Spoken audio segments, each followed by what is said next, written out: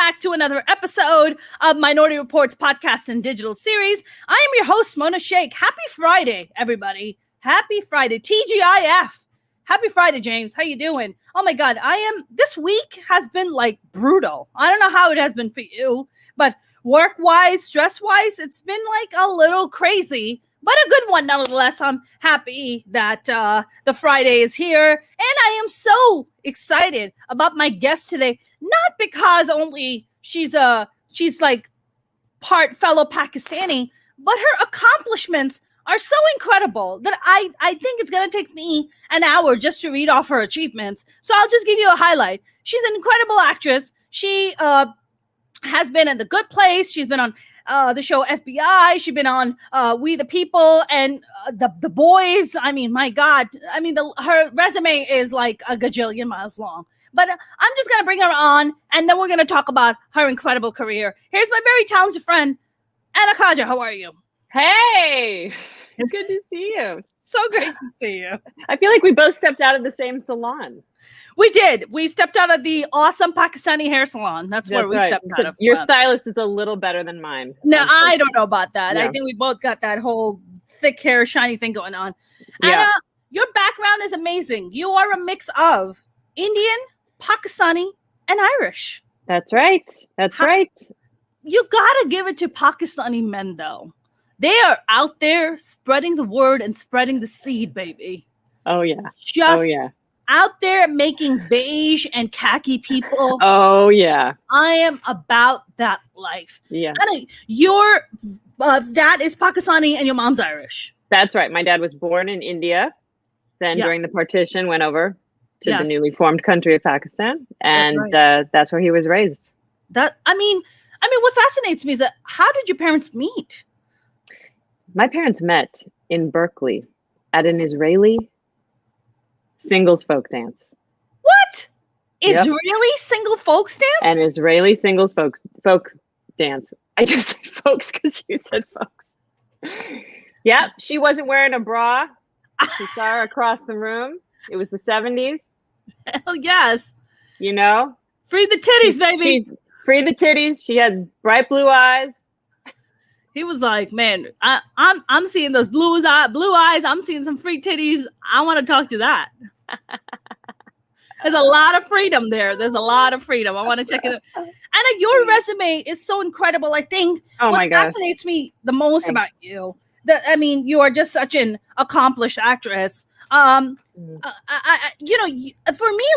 when I learned about you, I was like, my God, you've been like almost like flying under the radar. Like you've been doing so many amazing things, but you're like just flying under the radar and doing all these awesome roles. And I'm like, who is this incredible woman doing all these incredible roles? Like what? How did you even get started? That's why I'm here, Mona. You got to be my radar. You got to be the radar that I got to be your radar. I mean, Anna, how did you even get started? Like, is any of your parents artists by any chance? No. So what got you into acting? What made you go, you know what? I want to become an actress. It's really just one of those, I'm one of those people. It's the only thing I ever wanted to do. I remember being 2 years old. It was the only thing I ever wanted to do. 4 years old, only thing I don't even remember the moment where I was like, hey, I could do that. Like people talk about that or, or I'd like to do that or try that. It was the only thing I ever wanted to do. Wow. It's pretty straightforward, and to the point where like, I didn't really pursue other things. Like, I never played a sport. Right. I was just kind of like drama nerd. Right. You just were, did you ever watch like TV and were just like, you know what? I see myself doing that. Oh, absolutely. Like I remember watching like Three's Company when I was really, really, really, really little, and just, John Ritter was my guy. Oh, and I just wanted to do what he did. I only ever thought of myself playing the male roles, of course. Really? Male roles? Yeah, because, especially back then, they were the complex roles. They were the interesting roles. They were the roles where it's like you're the center of your own life. Right. And not a prop, right? You're not a prop. Right. So you're the center of your own life. And that's how I felt. Yeah. I mean, I remember even in high school, like the monologues I would do were always, I did Hamlet. I was always doing male monologues. I remember that we did Our Town in high school, and I come from a pretty, conservative town, a little behind the curve, always. Yeah. And we did Our Town, and the stage manager who's the narrator. I told my drama teacher I was going to audition for that, and she told me flat out, I will never cast a girl in that role. And then I auditioned, and I don't know, I guess she thought about it, and she cast me. Huh. Look at that. So. I mean, Anna, you're so young. Like when you discover, from a very young age, were you just telling your parents, like, "Hey, I'm going to be an actress. I'm going to be a performer. This is what I'm going to do." Yeah. And how Not were they? Like I'm going to be famous or anything like that, because I didn't even have the knowledge to even really think about that. Yes. How were they about it? I have to say, they were just incredibly supportive. I mean, both your parents were. Both. Wow. Both. My dad is sort of I'm an only child. Yeah. My dad is sort of like the not anti-Pakistani, but the most non-traditional Pakistani you may have heard of his generation. He's in his 70s now, and it's actually a very interesting story. He was considered like the young Sufi in the town. Wow. And people would like bring their kids to him to sort of heal, or like have him predict soccer games and outcomes and stuff like that. And he was the one of the 9 brothers and sisters, and he had a twin who would go and to the mosque, and during Eid, and he would just pray and meditate, sometimes 3 a.m. all the time. He was extremely spiritual as a child. And then his parents had told him and his twin that they were not twins, that they were different ages. Why is that? Because my dad skipped 3 grades, and they thought, hey, let's tell Anna's dad that he's a little bit older than he is. Wow. So that his twin sister won't feel bad. Right. So anyway, something happened around teenage years. I don't know what it was, but he had like this whole break with the spiritual side of things and just went totally science-minded. And he just said that he always knew he didn't belong there and he had to go. And he told his family that he had gotten some sort of, this is where it gets a little vague, but I think it was like a scholarship or some invitation to study at UCLA for, I think, a month. Yeah. And he says that they all like took him to the train, and he got on the train and he said, I'll be back in a month. And he waved, and he knew he was never going to go back. Wow. He did go back a couple times, but that was he knew he belonged somewhere else. Very, very strange. So good. He goes by way of some other places.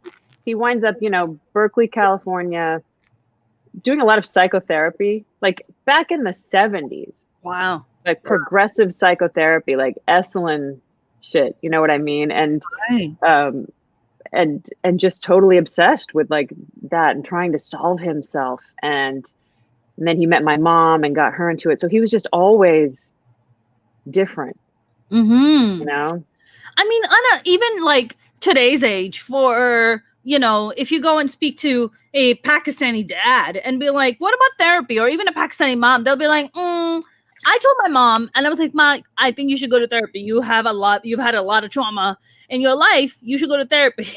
And my mom goes, I have a friend in the mosque. I'm going to talk to her. She's a therapist. I'm like, all right, okay, cool. Okay. A couple of days passed by. I told my mom, I was like, Mom, did you talk to your friend? She's like, did you talk to your therapist friend? She's like, I talked to her. She told me I am perfect. Exactly. I was like, I'm sorry, what? She told me I am perfect. And I was like, all right, then this conversation's over. Okay, well, then, exactly. I should freaking go to my therapist and be like, give me my money back, because my mom said that she's perfect, so I don't have any issues. Give me my money back. And you know what? She is perfect. She is perfect. Yeah, she's perfect in her own mind. She's freaking perfect, And that is incredibly progressive. One thing I've come across is the Bay Area Indians and Pakistanis, like the South Asians in the Bay Area, are just incredibly progressive people. They're just on a whole different level of how they operate. Because I come back to LA and I come across South Asians here, not nearly as progressive, a lot flashier, a lot more conservative, a lot more backwards, I would say, in many ways. Yeah. But the Bay Area South Asians tend to be just so progressive. Absolutely. And I don't know why. Is it technology? I mean, what is that? What's that about? I don't know. I mean, I think the Bay Area in general it has a more progressive streak. Yeah. It has Berkeley in the 60s, right? Yes. In 1969 and all of that. I mean, LA is progressive because it's artsy and because it's metropolitan and it's sexy. Yes. It's sexy, I think there's superficial. Yes. Yes. But yeah. I mean, I also on my mom's side, I come from her family's more working class, but or more like I should say blue collar, not working class, blue collar. But like a lot of my family on my mom's side is like super, like they all went to Berkeley High and graduated in 1969, and we're like, we invented Burning Man. That's my family. Wow. Traveling to the desert to make giant art sculptures and that kind of stuff. So I mean, Anna, when you now, have you been to Pakistan ever? I have, yeah. And what is it like? How old were you when the first time you went back to Pakistan? I was 38. You were 38 years old. I was 38 years old, and I went by myself. Wow. What about your dad? He didn't want to go with you? He didn't want to go with me, and and it took him that long to put me in touch with his family. Huh. Took him that long. A lot of healing. I went back and I felt that I was not just healing my own life, like the unspoken schism of being raised by a human being that is from a place and a culture, sprung from it, every cell, right? Right. Who really doesn't talk much about it and doesn't want to share it with you. He'd talk about it a little bit, but if you push too hard or like, hey, how about I meet? Or, hey, should we go? Or anything having to do with that. And even my name, Khaja, which is on my birth certificate, that's a shortened version of, you're going to laugh at how I say it because you know this last name. Khaja. But it's a shortened version of Khaja, but that's what my dad shortened it to. Wow. Yeah. And so that's when he got me in touch with them. And so he gave me one phone number or email address. I emailed them. They were all, because all the rest of them are just all still right there, tight-knit. And then I just found I was suddenly within a week in touch with hundreds of cousins, first cousins and all sorts of people. And then within about 4 weeks of that, I had bought myself a plane ticket, and my husband wanted to go with me, and I told him, no, there's something I have to do on my own. Wow. And they picked me up at the airport, and that was it. Wow. Anna, are you not scared in the process to be like, my God, I'm going to go to this strange country that my dad's from, that may not be the most politically stable or, even safety-wise, not the most safe. I mean, none of those kind of concerns went through your head? Yeah, they all went through my head, but I also just felt really strongly it was something I had to do. Like it was a circle I had to complete. It was something I had to do in my life. Yeah. Meanwhile, I had written. What was that need, Anna? What was that need you're talking about? Is that need to connect to your roots or to where your dad comes from? Is there a healing that you're doing on his behalf? Is this more of a personal healing? Yes. All of that. There was a lot of it that I hadn't thought through, but just knew. But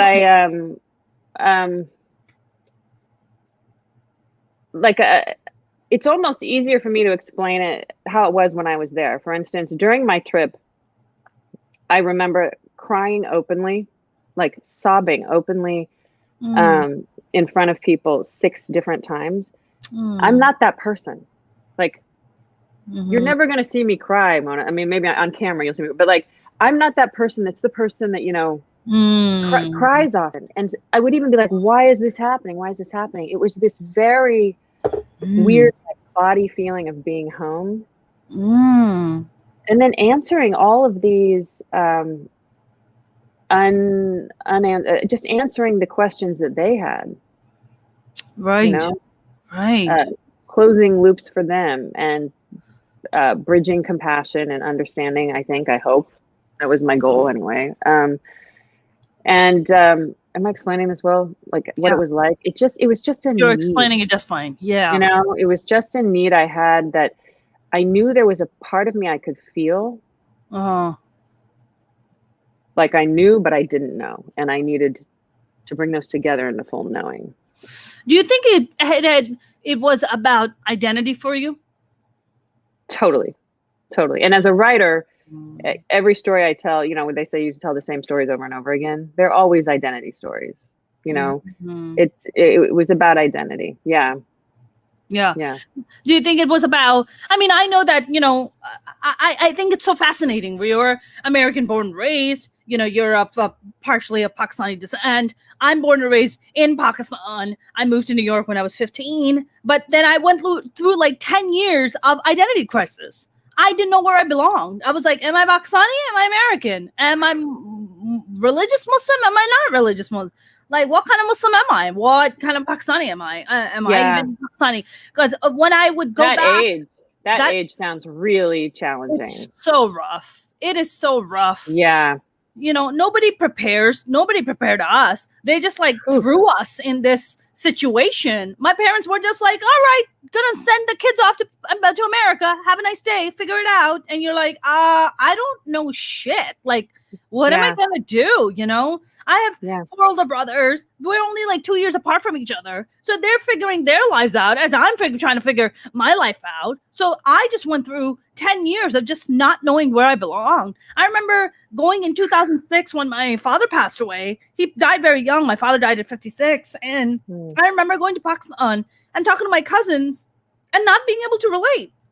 Yeah. I couldn't relate to them. I was talking to them and I was like, you don't get me and I don't get you. Like, I know I was born partially raised here, but I have grown so much as a person that I'm really having a difficult time connecting with you. Was that a thing for you when I met your cousin? Oh, yeah.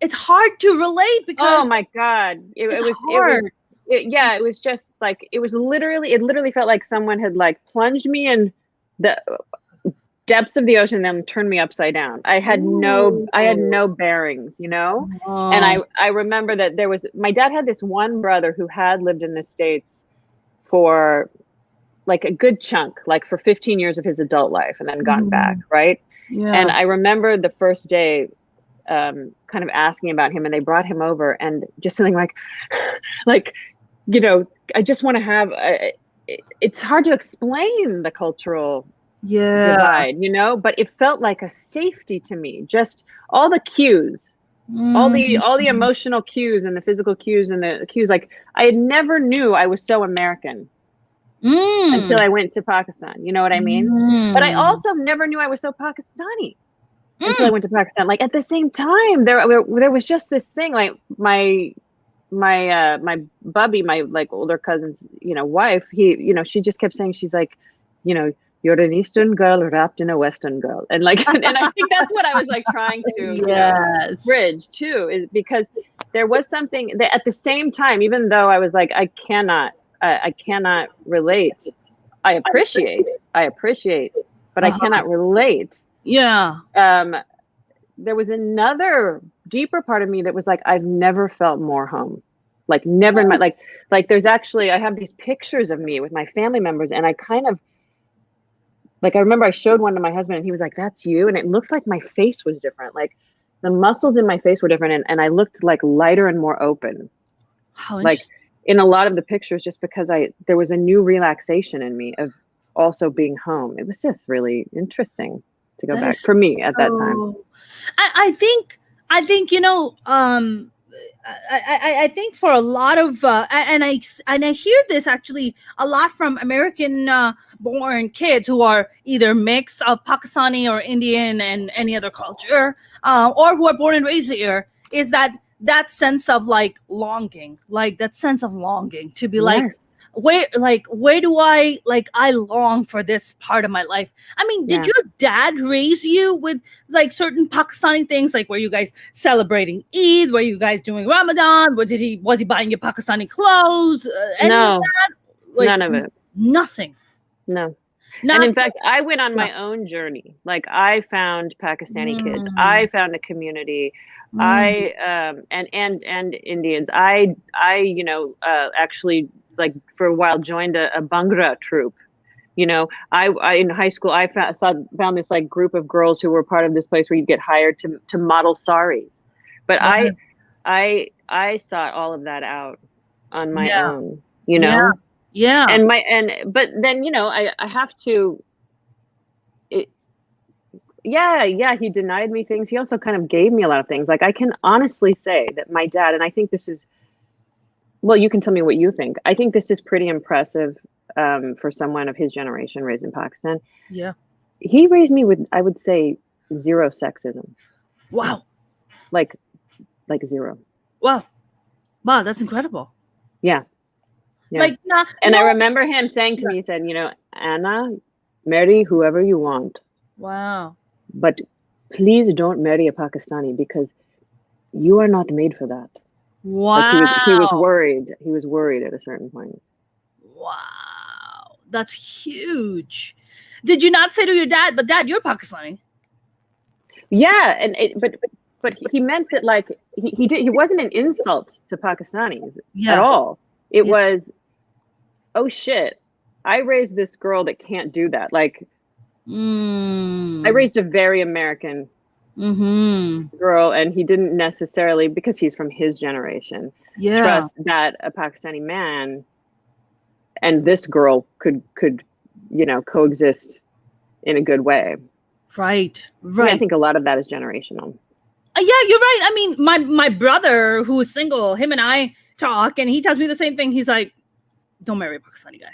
And I was like, dude, you're Pakistani. There you go. Yeah. And he's like, but what you do and who you've become as a woman, he's like, there's not gonna be any man really of our culture who will understand what is it that you do and who you are, and listen, it's not to say that guy isn't out there. Maybe he is. I just haven't met him, most of the Pakistani men I come across are, even if they're born and raised here, there's a nurturing by their family that they are, they sit up top. Little prince. They're the kings, right? Yeah. They're the man. They call the shots, and they have to tell the woman what to do, and I'm like, that's not gonna work out for me, because I don't take that from anyone. I mean, I've been on my own since I was 18, for God's sake. I've been on my own for so freaking long. I mean, Anna, when you started your acting journey, like, how old were you when you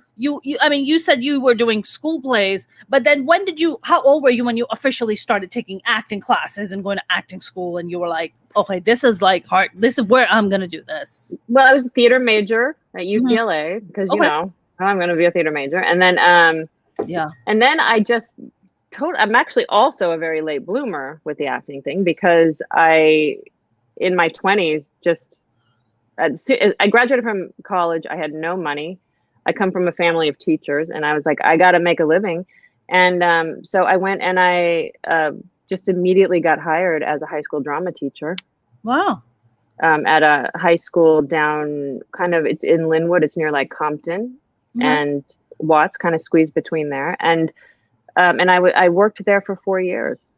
Wow. And so I didn't, then I had to sort of have a conversation with myself about like, wait a minute, it's time to get serious. You got lost. Let's, focus on the business and try to make a career for yourself. So I didn't even book my first acting job, I think, until I was maybe 29. Wow. Yeah. Like the 20s, I was taking acting classes and just sort of trying to figure out how to exist and make money. But I guess I I think I'm kind of a late bloomer. Yeah. Like I didn't know how to navigate the business. Right. You know? I mean, when you don't come from the business, it's, you're really overwhelming. It's very overwhelming, and you just kind of have to, in a layman word, like you just kind of have to eat shit on your own and just figure it out. You're just like, you really do. You just gotta, you're like, you're saying that. So what was that first break that you got at 29? I was cast in a play at the Mark Taper Forum. Oh, wow. Yeah. Okay. Written by David Hare. And it was Gordon Davidson, who was the artistic director of, for 35 years there. It was his last hurrah before he retired. Wow. And yeah, it was called Stuff Happens. And I remember we had a cast of like, well, basically I had decided to start taking my career really seriously. Mm-hmm. And I decided that I was going to run it like a job. So I had started this group of people, an accountability group, and we met every week and we had tasks. And the whole thing was like, the reason you make 90% of the money is because you do 90% of the work. Like if you're a working actor or a working comedian or singer or whatever the person wanted to be, you're working if you did the work to get the job. So if you're doing the work, like look at all that you've created, Mona. If you're doing that kind of work to create things for yourself, then you are working, and you should have that. You should leave each day with that kind of self-respect. So I had been doing that for 6 months. Yeah. And feeling that I was making progress, feeling better. I felt that I was going into audition rooms with a different kind of attitude, a different kind of confidence from that. And so then I got that play at the Taper, and I remember that at the table read, the director went around, and like everybody else, I swear to God, everybody else in this play was like 18 or 20 of us was famous, like heavy hitters, like Broadway, like the Lion King, or like each of the movie stars. I won't go through like all the list and everything. And I remember like the director going around and shaking each person's hand and doing that, like, we're all amazing and famous, congratulatory like thing, you know what I mean? And then he came to me and he was like, "You slipped in, huh?" I was like, "Yeah, I slipped in." I mean, was it like intimidating for you the first time, like you're sitting with all these like heavy hitters, and then you're like, all totally. Right, this is like totally. my first gig. Hey, totally. Yeah. Hey, I know what I'm doing. Yeah. Like, I mean, Anna, you know that in the acting world, like I think acting is a lot more cruel to actresses than it is to actors. Like a male actor can work till like he's 85 and about to croak, and they'll be like, he's nominated for an Oscar. And then, but for women, it's like this kind of expiration date because of youth and because Hollywood is such a, youth driven thing. I mean, for you at 29, where you were like, oh my God, I'm getting older. Are they even going to hire me at this point? Terrified. Mm-hmm. I mean, there were lots of things like that, because I'm old enough to where I remember when there really was no one that looked like you or me, right, on screen. You know what I mean? Right. And the first characters that I played were named Lupe and Maria. There have been so many like reincarnations of what's okay in this business. Right. Then of course, like no one was going to cast me in Latina roles anymore, and that's wonderful. Yes. And then after 9/11, unfortunately, sadly, we had to. That's sliver. how we become famous. Yes. Yeah. This sliver opens up where you get to play terrorists and wives of terrorists, and I remember those audition rooms where and I remember going in them and then thinking, like I think I better start wearing a headscarf. I think it'll make me stand out. You know what I mean? And like trying to. In auditions or in personal life? In auditions. Okay. In auditions. Yeah. And did it? Yeah, it did, because there wasn't any nuanced understanding of Muslim identity, the spectrum of Muslim identity. Right. Muslim female identity. Right. Right. Which is a very broad spectrum. That's correct. You can go from a bikini wearing Muslim woman to all the way up to a burqa wearing Muslim woman. And I have cousins who do both. Well, I have that and I have that. Precisely. That's right. Yeah, Precisely. exactly. So there's 100%. Anna, I know there are a lot of male like Muslim actors and South Asian actors, whatever. They always complain. They're like, I got sick of like getting cast as terrorists, or I got sick of it, or I refused to audition for it. Is that something that was going through your mind where you were like, you want to watch? You're like, fuck this. I'm not gonna play another terrorist wife, or I'm not gonna audition for none of this. No, not just terrorist wife, but also terrorist. Right. I played terrorists. I don't feel good about it. I played women that hid bombs. Then I played women that we thought were terrorists. As it all. And a lot of times, of course, I just played like the weak wife. I've spoken 10 languages on camera. And just the weak wife who probably doesn't say much. Right. Right. And then, I'm like, as people as it started to evolve, then I remember that I played someone that was, suspected of being a terrorist, but wasn't a terrorist. And then I remember being on a TV show where I was the mother of 2 sons, and like one son is being tried. And I was like, no, I'm telling you, my son is not a terrorist. He's not a terrorist. And then the prosecutor's like, but what about your other son?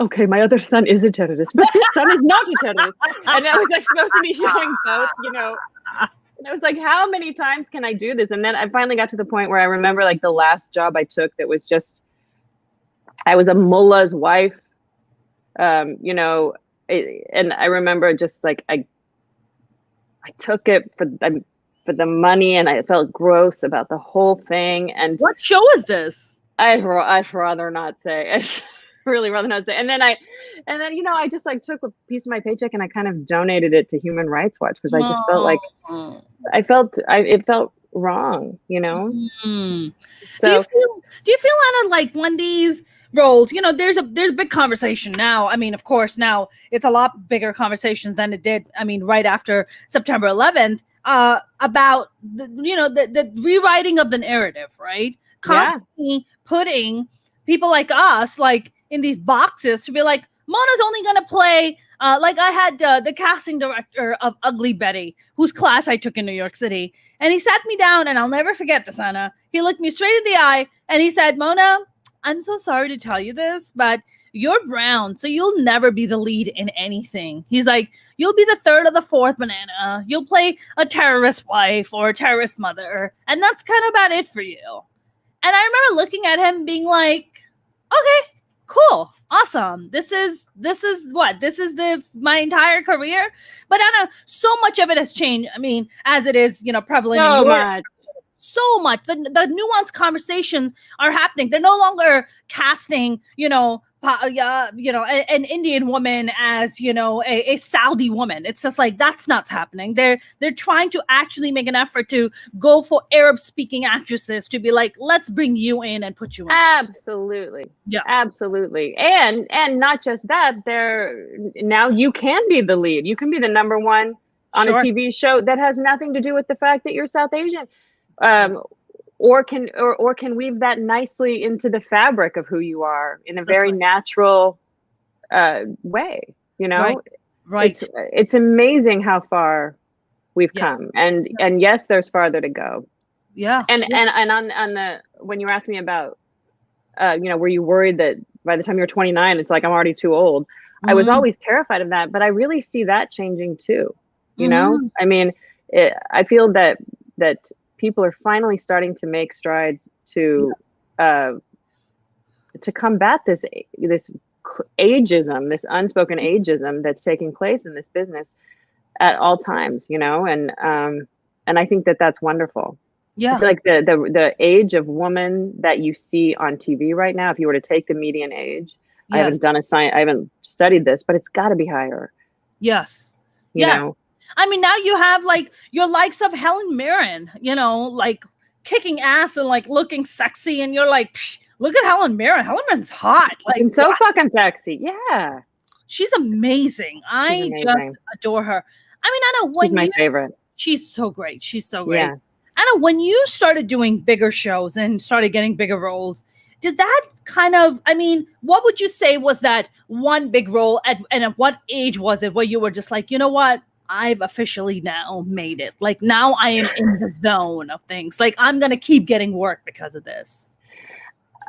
Mona, I never had that role. I feel like my career my career trajectory, it is a trajectory, you know, like what I'm working on right now, the show that I'm working on right now, to me, it feels like I'm excited about it, and it's a step up for me, and I can't talk about it yet. Okay.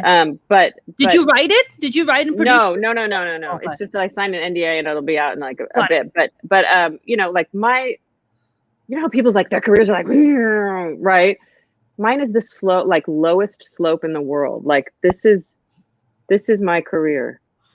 But it does, you know, and sometimes when I'm down, or if I have a bad dip, you know, or months or something like that, my husband always says to me, he's like, look at the XY graph. Just look at it, step back and look at the XY graph. It really is. It's like this little, like, so it's, I didn't have what I would call a breakout role, you know? There are shows that I've been on that I think are higher pedigree that people really love. And sometimes those roles that I played there don't coincide with the roles that I'm really proud of, which are on, you know, shows that for whatever reason people in our business don't think of as great or anything like that. I would say the most empowering thing that I ever did that I do feel just helped me as an actor was creating my own solo show and taking it off Broadway. And which solo show is this? So it's called Shaheed, The Dream and Death of Benazir Bhutto. Yes. Yeah. And I'm so glad we're organically transitioning into that because I mean, look, I grew up when Bhutto was in power, right? Yeah. And you were there, right? I was there. I grew up under the Bhutto era. And, you know, just as a side note, Pakistan has had a female prime minister. India has had a female prime minister. America has yet to have a female president. And it's really alarming. It's really shocking to be like, how are we the world power and we claim the drum and beat the drum of democracy around the world, and yet we can't get a freaking female president? That's so true. That's so true. And then, of course, people would argue with you and say, but that's because it's dynastic politics over there. You know, it's because her father, and it's because they elect families, and et cetera, et cetera. I'm not saying it's true. I'm just saying that's... Yeah, for sure. Yeah. Sure. Yeah. I mean, people can make that argument, but what made you do the one woman show, Shaheed? Why Shaheed? What was that thing about Benazir for you? I just found her to be so fascinating, such an enigma. And there was this book that I read by Ron Suskind called Way of the World. He won a Pulitzer Prize for it, and he followed her around in the last days of her life, and that was a very like cruxy time for her, you know what I mean? And what he captures, in my opinion, in that book that I wanted to capture in the play, was how complex she was. Because, you know, as you know, everyone has a strong opinion about Benazir Bhutto, right? She's a saint, she's the devil, she's a corrupt monster, et cetera, et cetera, et cetera. Yes. Or she, you know, we bow down and we kiss her feet and we walk 10 miles to meet her at the airport, and all of that. And I was interested in the multiple truths at the same time. And so the story that first of all, the play itself is, I played 8 characters, and 4 of them are real. Anna, did you write it? Oh, wow, you wrote it. Amazing. Yeah. 4 of them are real. I played Condoleezza Rice. I play Fatima Bhutto. Wow. Who is Benazir's niece and who believed that Benazir had her father killed. I play a woman, this Israeli woman, Benazir's best friend, and then I play Benazir, and then I play fictional characters that would have come across, Benazir would have come across in her life, and it all takes place on the last day of her life before she goes out into Rawalpindi Park and makes her final speech, and then is killed. And so my take was that she was corrupt. She didn't mean to be corrupt. Mm-hmm. She started out with hope and purpose and vision. Yeah. And did care, but Yeah. that she was slowly corrupted because of money, because of privilege, because it's hard to be the female prime minister, and everyone's working against you all the time. Pakistan is just as you know, a gridlock of politics, just a gridlock, and so and that she, maybe not her best sides had come out over different periods of her life, but that when she returned to Pakistan and Condoleezza Rice had brokered that agreement, she came back finally that third time to make up for it. And to become the person that those millions had believed she was all along. And that she was perhaps willing to become a Shaheed if necessary to do that, because she knew she was putting herself in danger. Right. And so it's her reconciling all of that and making the choice to know that this may be the last day of her life, and she's stepping out there to pay the price for wrongdoings and to finally try to save Pakistani people. Ooh, that's heavy, Anna. That's heavy. You know, I'll tell you my experience growing up under the Bhutto era. I remember my father taking me to the airport, because I traveled by myself from Karachi to New York. And I remember my father being at the red light. I'm in the car with my mom and my dad, and there's a car behind us, and they have Kalashnikovs sticking out of their windows. Tinted car, completely tinted car. You can't see who's sitting inside. They have Kalashnikovs sticking outside their window, and they're shooting up in the air. And that's what these young men would do during the Bhutto time. Is the amount of corruption was unbearable. I mean, it was just simply unbearable. They would just show up to, these thugs, these goons would just show up to your, they would show up to my dad's business and be like, hey, my dad had a car showroom business, and, my dad had a car driving business. So he owned a lot of cars. So they'd just walk up and be like, yeah, I'll take that car and I'll take that car. My dad's like, the fuck you will. The fuck out of here. Wow. My dad would be like, get the fuck out of here. You're not taking shit. And he's like, I'm going to fucking come and I'm going to arrest you. My dad's like, yeah. Fucking come back and arrest me. And do you think that was like a product of Zardari? That's a product of Zardari. That's because, he's like corrupt as hell. Yep. And I remember as a kid, even watching the foreign delegates coming to meet Benazir and Zardari. And Zardari would be sitting on the couch with like his leg up like this, like all like ghetto style. And we used to be like, yo, what kind of ghetto ass shit is this? Like, as a kid, I remember watching it as a teenager, being like, yo, that's some ghetto shit. Like, sitting with your leg up? Like, while you're meeting a Japanese? You're meeting the president of Japan? Like, what? She was, I think, disrespectful. So disrespectful. I think what I always admired about Benazir Bhutto is how incredibly articulate she was, how incredibly well-spoken she was, how educated she was. Sure. I mean, also besides her, how beautiful she was. But I think for us, what we saw, her words didn't match her actions. Like Benazir Bhutto for the longest time would be like, "Hum aapko yahan pe sakoon chahte hain," meaning I want peace in this country. And it's just like, dude, how is it that people are fucking getting robbed every day, Benazir? If you talk about peace, then why are you not cracking down on these people? Yeah. And eventually reports were going out that all these thugs and goons were released from prison on one condition, that they would go and rob people and bring the goods back, and they would get to split it between, Zardari and his goons and these corrupt people. That oh my God. I mean, that's how bad. Zardari was called Mr. 20% because whatever deals would come in, he would get 20% of the cut. It's like, hey man, like, why are you getting a cut of this? Yeah. And it seems like she was just a talking head, just a pretty talking face sometimes. Yeah. That's right. I mean, look, Benazir went through, I mean, you know this already. She went through a hard time. I mean, she was in prison. They threw us in jail for the longest time. God knows what they did to her. God knows how they treated her that she never even talked about. Like they had to have sexually assaulted her. They had to. They had all this power. These men who this is a highly toxic, patriarchal, misogynistic environment. You think they're not going to put their hands in the cookie jar a little bit?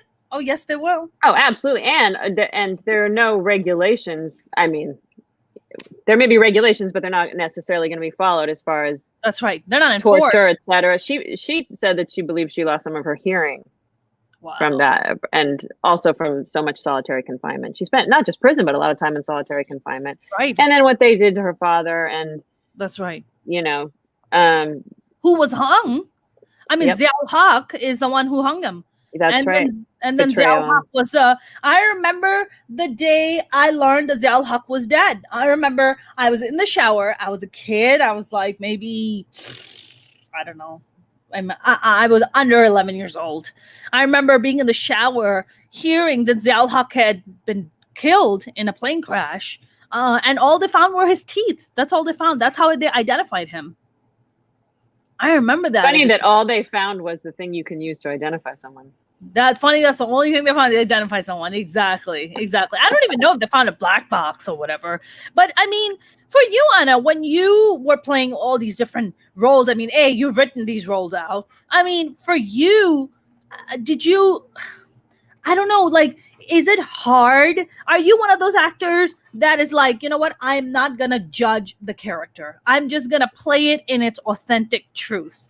Like Tom Cruise talks about it a lot. Maybe it's not the right comparison, but Tom Cruise says, I never judge the character. I just play the role. I do not judge the character. I just look at it. I just live, like try to bring as much authenticity and truth for the character in that moment. Yeah, of course.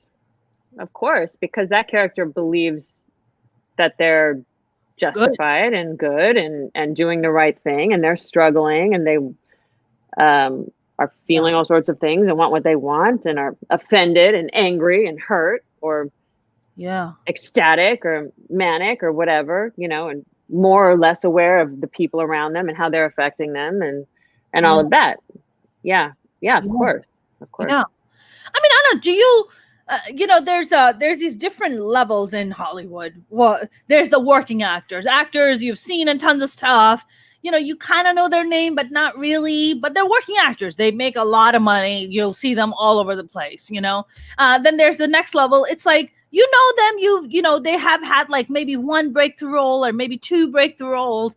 But, you know their name, but kind of not know their name. Like, you know, oh, my God, yeah, that guy from that show, you know, and that girl from that show.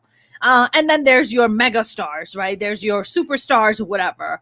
I don't know. Do you feel like you're more of a working actor? You are more somewhere in between a mega star and, I know her from that show person. Well, what I'm certain of is that I'm not a megastar. That one I know for sure.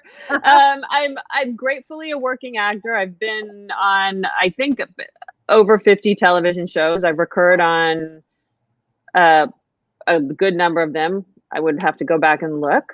Yeah. And sometimes, so I guess I think I'm like that woman, but I think sometimes people don't recognize me. You know what I mean? Because sometimes they'll, you know, who knows if my hair's back, who knows if I'm playing, and someone's, Indian mother and, Beta. who's bad. Of course, listen, Beta, I just want you to, yes. And someone who's like 55, or if I'm playing someone who's like maybe 39 or whatever it might be. And, or the FBI agent or those different things. So I think I'm probably in that. I'm at that point where I noticed that like whatever set I go on, I'm like, oh, you again. Oh, you, I know I've worked with you, hairstylist.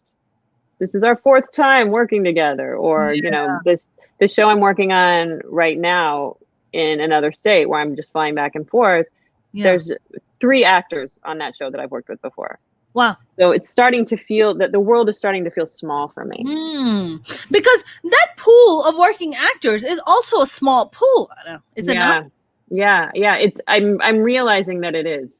Yeah. I'm realizing that it is. Yeah. I mean, now, Anna, with all these live streams, not only do you have your major studios and your music, major networks, now you have all these live, you have all your streaming services, your Hulu, your Netflix, and your Paramount Plus and your Disney Plus. And your YouTube. And TV your shows. YouTube, I mean, my God, Apple TV, Yep. so much content is being put out. Are you seeing a shift in roles for you where you are no longer required to be like, hey, can you put on an accent for that? Or are you more and more just going out Absolutely. where you're just like, I'm Absolutely. just going to talk like I do, the way I talk with an American accent? Yeah, and also just because I sort of feel like I've paid my dues. Not that there's anything. The thing is, I love playing characters with accents, and I love doing accents. That's the thing. It's actually something I greatly enjoy. But I think on my artistic journey, just because I've done 3 solo shows, right? And when you do solo shows, you play a lot of different people. You're an actor where, you know, I've played men, I played old people, young people. I played a little girl in my show. So you're used to stretching, right? You're used to playing that character over there. And for me personally, and maybe this circles all the way back to our discussion about why I had to go to Pakistan and all that. I feel like for me personally, I'm trying to come home.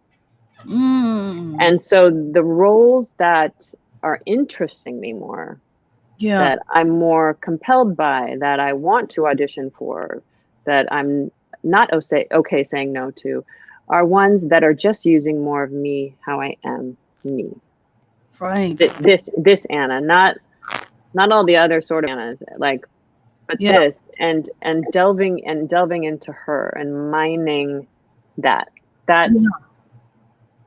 seems to be what interests me right now.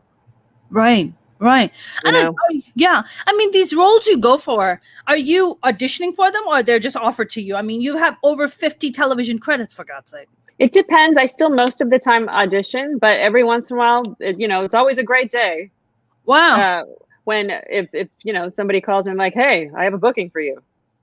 Then of course I have to see if I want to take it, but that's always nice. Right.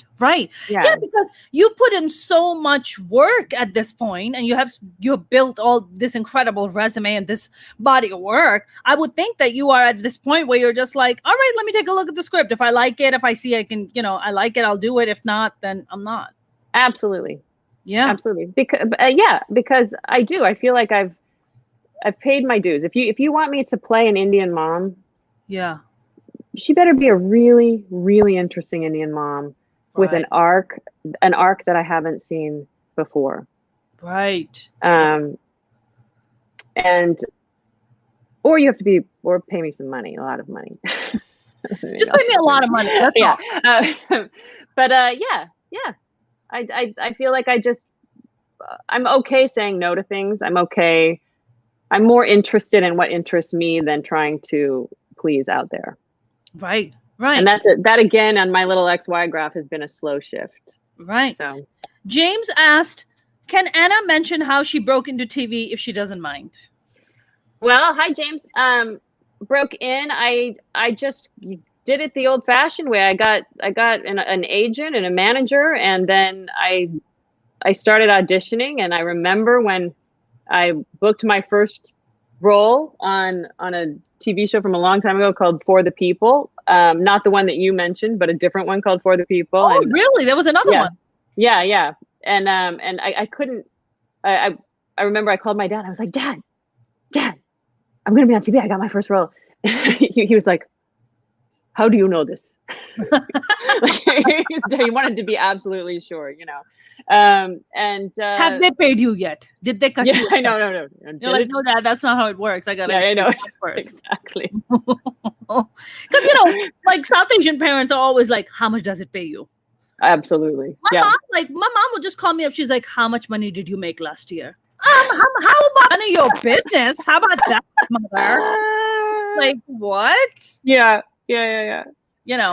And then I just like started getting different. I started out getting the co-stars, and then at a certain point I decided that I wanted to stop saying yes to those.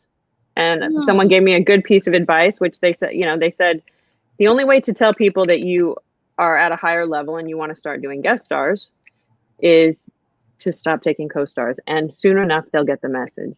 Okay. So I told my reps that's what I wanted to do, and then there was a little dip where I was scared, and then I started getting larger auditions, auditions for larger things. How many co-star roles do you have to get before you say, I'm not doing co-star roles? Well, everybody's journey is different. I think if you're 22, you just graduated from college, my recommendation would be go straight to a big agency and tell them, I'm only taking series regular roles, and just see if you can just jump right over there, But the way I did it was I kind of had to like go up, each rung of the ladder. Right. Not a lot of fire escapes for me. So yeah. I mean, Anna, when you got your agent, was there a conversation about what are you? What do you mix of? What is that name? What is that last name? Khaja. Did they ask you to change your last name to change it to an Irish name? I wish someone would ask me to play an Irish role. I would love to do that. You'll get more bookings if you're not that ethnic.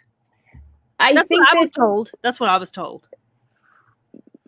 Definitely. Well, what I remember is the moment in my 20s when it's like the fog had parted from my eyes, and I was like, I looked at TV. It was as if I was looking at it for the first time in my life, and realized that people on TV didn't look like me. Wow. But then slowly after that started to change, and I got in that like slivery headscarf. Yeah. It's horrible what that person said to you, Oh yeah, you're only ethnic. You're never gonna be. You'll be the second or the third or the fourth banana. He calls me a banana. Yeah, I can't tell you how much I feel that, because I think every actor and any minority actor has those moments. Yeah, where it suddenly hits you. It's like I don't know. You just have these people tell you these sort of heartbreaking things. Like it's like they want to take your hope. Yeah. And your drive and the purpose, the calling you were born with, and they want to snap it. And that's right. And the thing is that, look around. Everyone has created their own path. Everyone has created their own paradigm. I mean, that casting director didn't know that what we saw on television right now was going to look like what it is. That's correct. And we don't know what it's going to look like in the future. So he or she didn't know. That's right.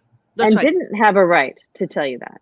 That's right. I mean, because it's an ignorant statement. It's like me sitting here trying to predict what the next 10, 15 years of Hollywood is going to look like. I don't know. Absolutely. It's probably going to be a lot more diverse, but I don't exactly know what that's going to be. And they're also summing you up. It's an objectification of you while they're talking to you as a human being. It's like telling you that you're second, third, fourth. You know what I mean? Right. Yeah. Yeah. I mean, I think I actually quit acting for a long period of time. I just stopped going to auditions. I just stopped going to acting because it really broke my heart. Like before I moved from New York, I was with a manager and I was up for this lead role in an independent feature film. The budget was about $1 million or so. And I went in for like a producer and director session like 3-4 times. And I was like, what the fuck? Like, make up your fucking mind already. Like, what do people want from me? And they finally ended up giving a role to another, actress, an Indian actress. And my manager told me, and the reason they didn't hire me, Anna, I kid you not, I've talked about this a few times, is because I wasn't hot enough. They did not think I was hot enough. And guess what? This hot actress that they hired, she was so bad. They had to cut her out from most of the movie. They were like, we literally wasted our time and money. We could have just hired Mona and she could have done a way better job.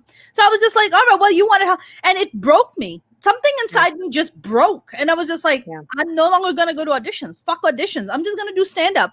And honestly, I'm very grateful that I took that path because I feel like being a stand-up made me a better actor. It also did put me down this path of like bitterness. Some people become bitter because this is a rough business. It's a lot of rejection. And it took me away from that because it gave me so much control over my empowered you. It empowered me like crazy. Because I was no longer like this. It's like the biggest fuck you. It's the biggest. It's just the biggest fuck you. It's the biggest taking of your space. It's the biggest arriving. Yep. I was just like, you don't get to define my life in any form or shape. I get to define my own life and I get to define my own creativity. And, listen, it's been hard. Stand up is hard. This is such an unsexy business, but on the front, it looks like such a sexy business. Behind the scene is so fucking unsexy. Don't you think, Anna? Yeah. Oh God. Yeah. It's really almost blue collar. I mean, if people that aren't in this business had any idea how many times a person shoots a scene, that alone, I mean, you know, sometimes I'll see background actors on the set who, you know, it's their first day of background and they're like, excuse me, miss, are we doing it again? I'm like, oh, we've just started. we're 5% through the way we're going to shoot this scene. Yeah. Get ready to walk up those stairs and back down those stairs about 150 more times. That's right. I'm so sorry. Exactly. You know, like, I'm sorry, exactly. but that's just how it is. Exactly. Before lunch, after lunch. And I did extra work once, maybe twice. And that's the way to do it.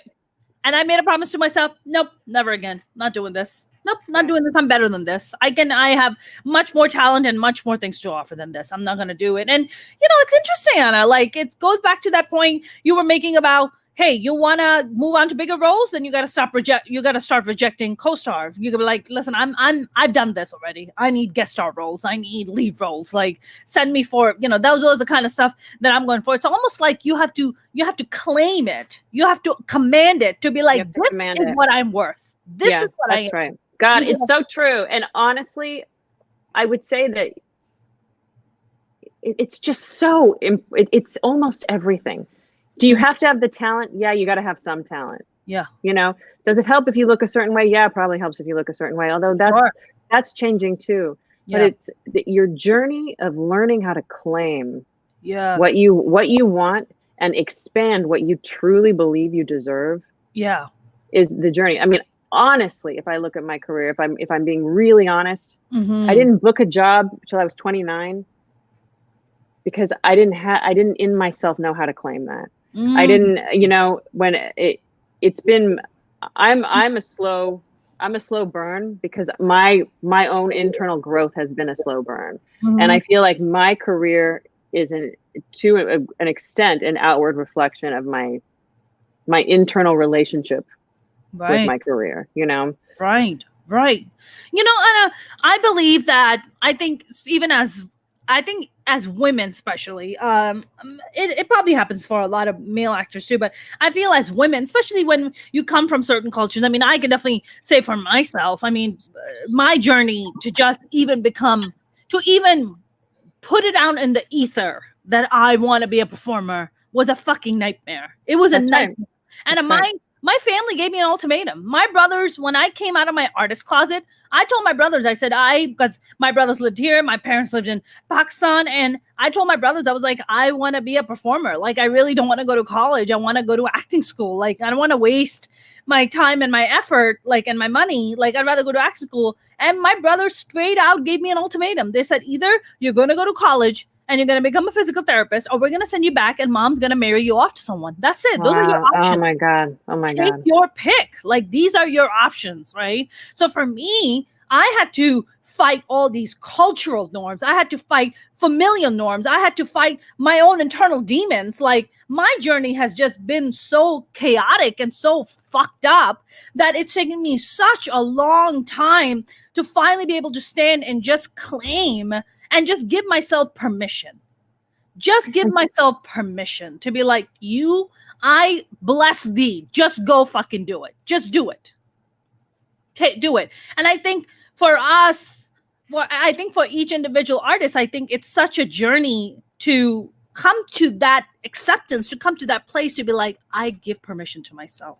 Absolutely. And sometimes that's what I think people that aren't in the business might not see, is just how much it takes to do for some people. Like, I guess what I'm saying is, for instance, if you're a kid of an artist, if you're a kid of a famous person or someone in the business, you don't just have an advantage because you have connections and that kind of stuff, and perhaps already money, which is a big fucking help. Yep. If you don't have to work the day job, et cetera, et cetera, et cetera. That's right. But really, what's most is it was implanted in you that you could. You know, the doubts, the self-doubts just aren't as loud, right?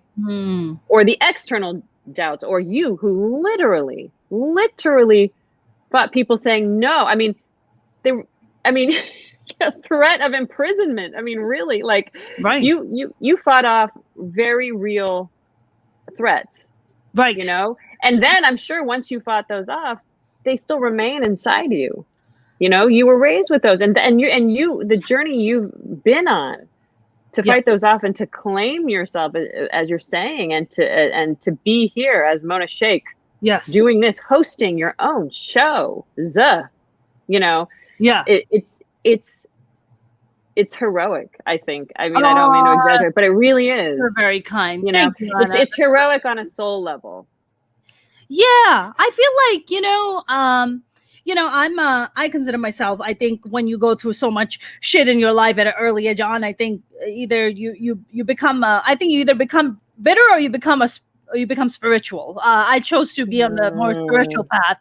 And Gary Zukov, who's an amazing, writer about spirituality, he talks about that when your personality matches your soul's purpose is when you are in perfect alignment with yourself. That's when you do the greatest things in your life, is when your personality comes in to support your soul's purpose. And I love that.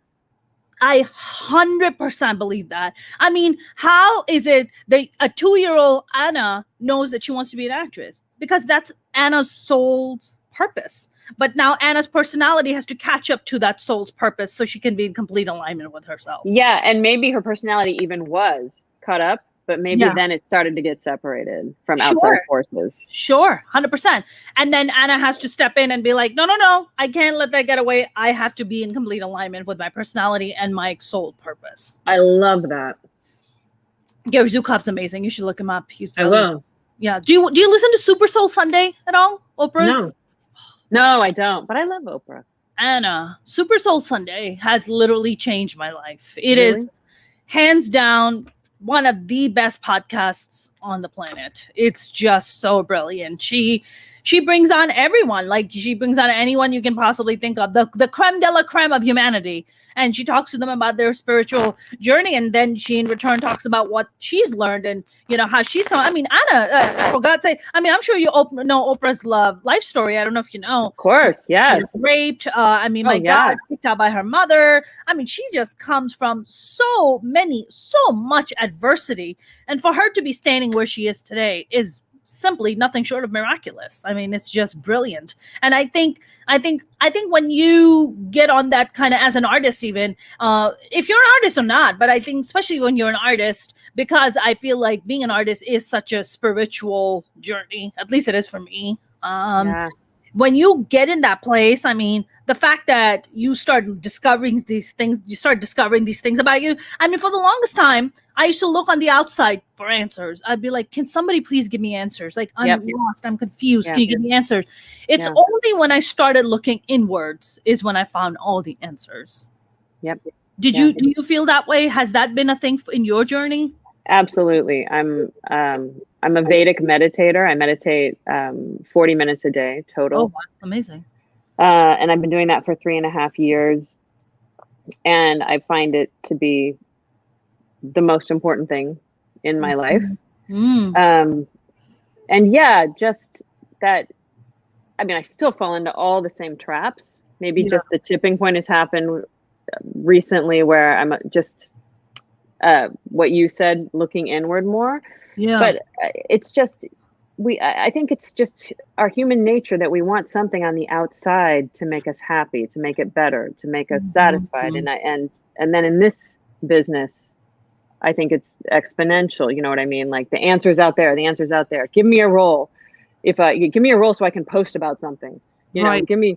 Also, give a role so I can validate to myself that I'm worthy, or that I'm worthy, that I actually have the talent, that I'm not like bullshitting myself in my head, like, oh, how awesome I am. Exactly. Yeah. That's it. That's role's going to validate it for me. That's going to validate it. Yeah. That's right. Yeah. That's right. Yeah. but the thing is that just becomes more and more short-lived. Mhm. Even if it does validate it, it's not, it's like it disappears, and then you need more, and then you need more, and then you need more, you know? Yeah. It's like Whatever it is, think about all the things you said, if I could just, and then you get it, and you're just like, but if I could just, but if I could just, you know, look at that person, they have that, and all they're thinking is if I could just, but it's really, and also I did The Artist's Way recently. I don't know if you've done it. It is so incredible, by Julia Cameron. It's been around for like 30 years. What is it, Anna? It's a 12-week program. It's called The Artist's Way. Okay. It's a spiritual program for artists and creatives. Oh. You commit to it, you do it for 12 weeks, and it opens up your life. It's wow. It's beautiful. Wow. And it gets you back in touch with the creative child inside of you. It doesn't matter if you're a work in finance. You don't have to be an artist. It doesn't matter if you're already a famous writer. Anyone can do it.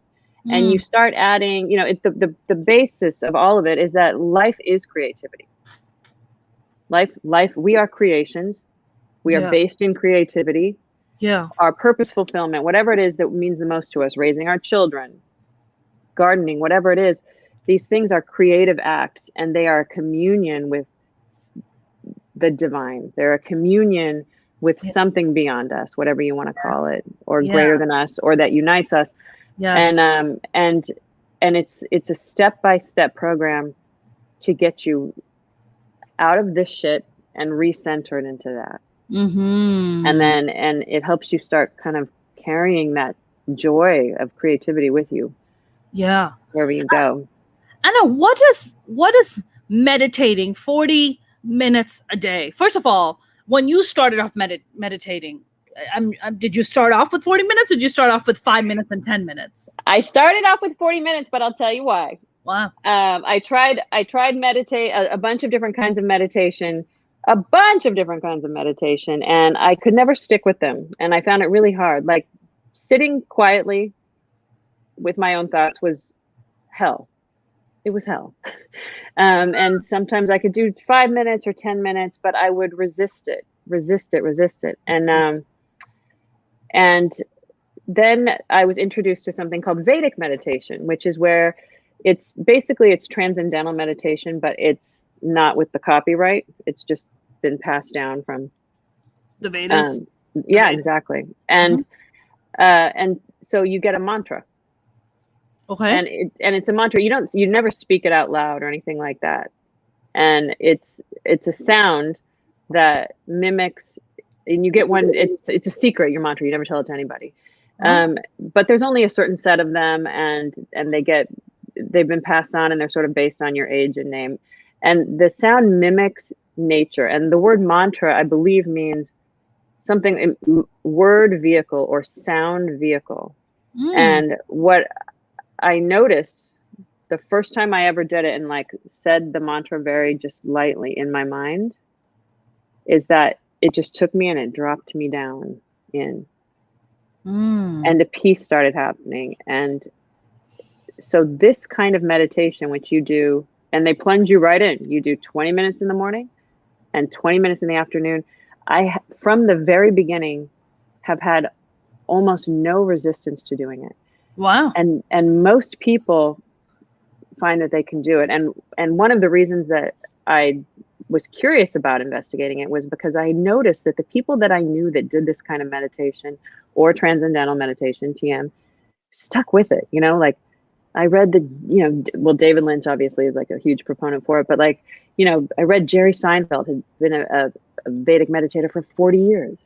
Really?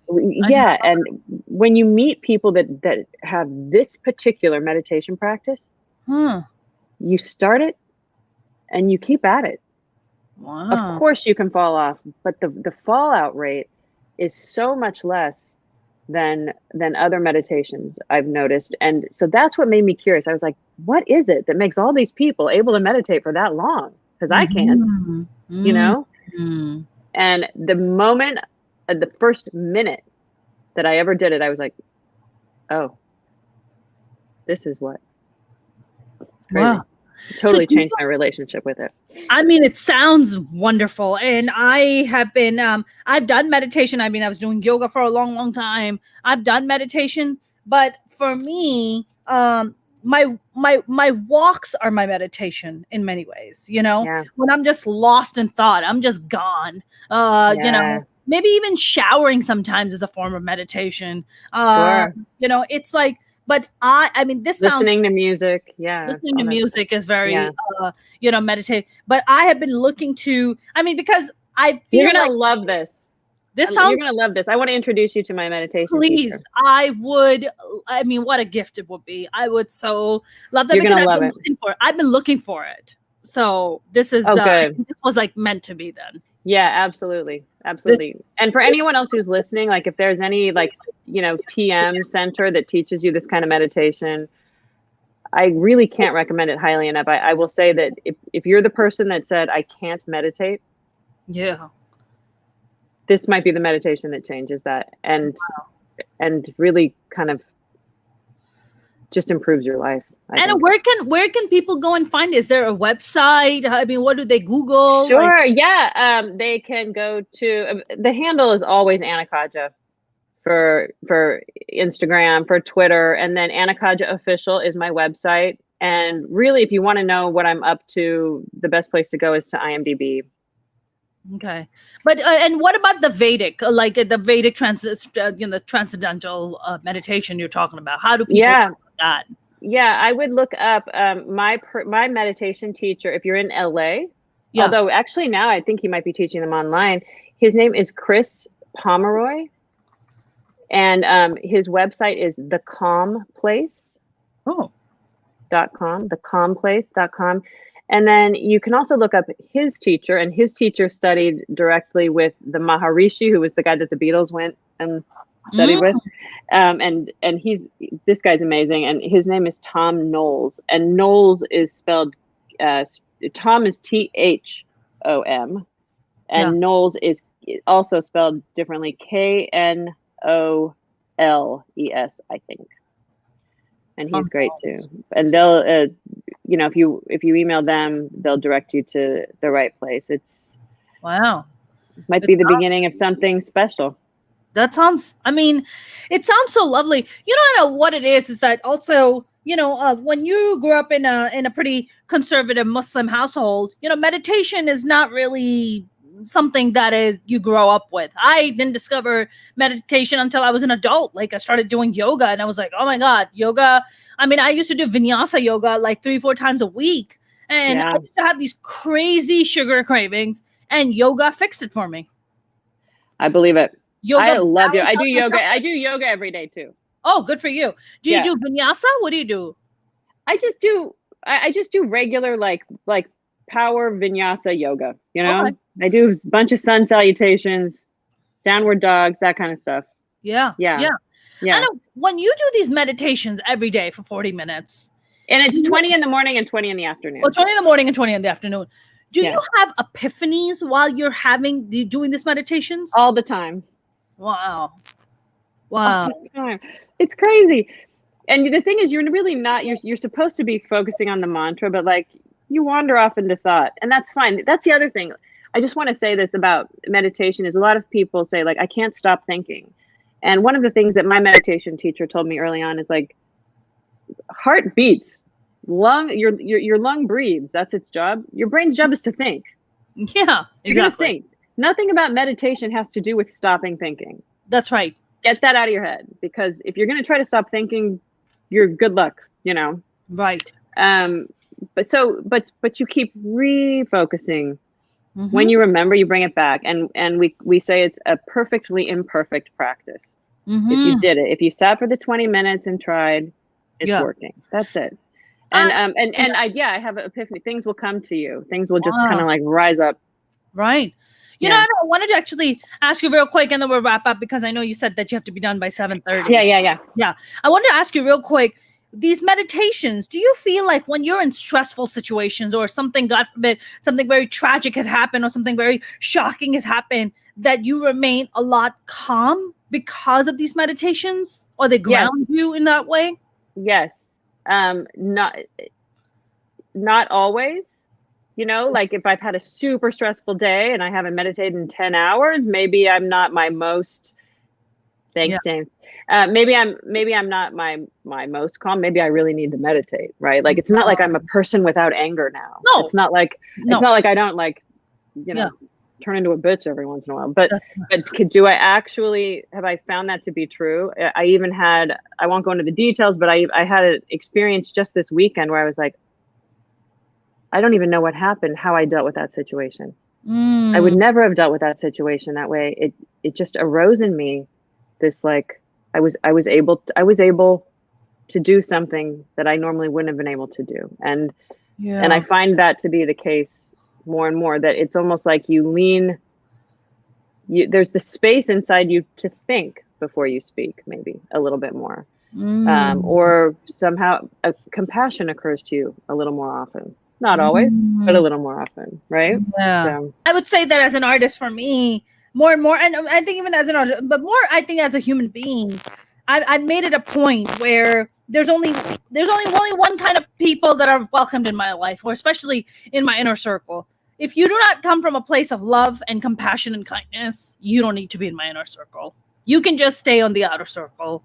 We don't need to talk. Like, it's fine. And I think the older I get, the more I really, really value that, because I see how it has this ripple effect on other things and other people. So I kind of make it a point to, be with kind people. That's like my thing, Yeah.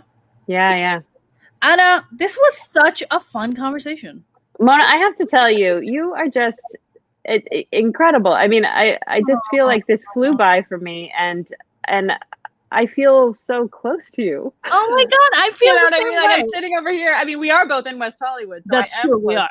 but I really feel like it's just been so wonderful to like sit across the table and get to know you and tell you about myself. It's amazing. Yes, thank you so much. Same here. I hope one of these days we'll go grab coffee, since we're neighbors. I hope so too. I mean, and also I'm fully vaccinated. I don't know about you, but I'm definitely fully vaccinated. I've got one more coming up, but one more. Okay, so then we're almost there. We're gonna be safe. Are you gonna be flying out soon for your project? Yeah, I'm flying out probably in about 18 days.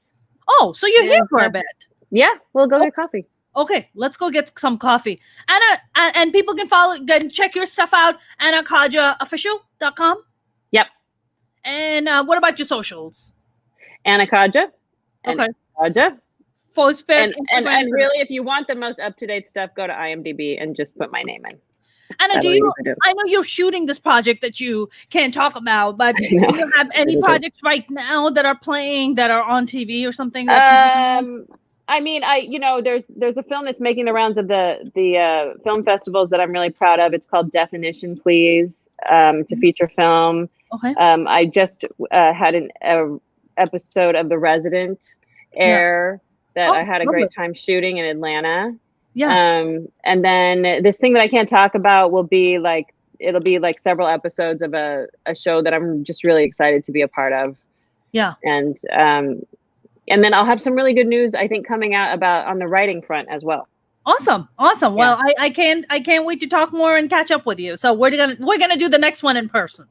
Yes, please. Anna, I had such a great time. Thank you so much for being so generous with your time. Oh, of course. Great talking to you. Great talking to you too. I'll talk to you soon. Take care. Bye. Bye. That was a lovely Khaja, you guys. I had a great, lovely conversation. Oh my God, I learned so much about Vedic transcendental meditation. I cannot wait to do it. I hope you guys meditate. I hope you guys look into that. Anna was kind enough to share with us the calmplace.com, which I highly recommend you guys go check it out if you are into meditation or want to get into meditation. I mean, God knows we've lived through freaking chaos and we can all use some meditation in our lives. You guys have a lovely weekend. If you haven't subscribed to my YouTube channel, please do. You can go to youtube.com/Mona Shaikh Comedian. Same name on Facebook and TikTok. And you can follow me on Instagram and Twitter @Mona's Comedy. Have a lovely weekend. Stay safe out there. Wear your masks. Get your vaccinations. Have a good night.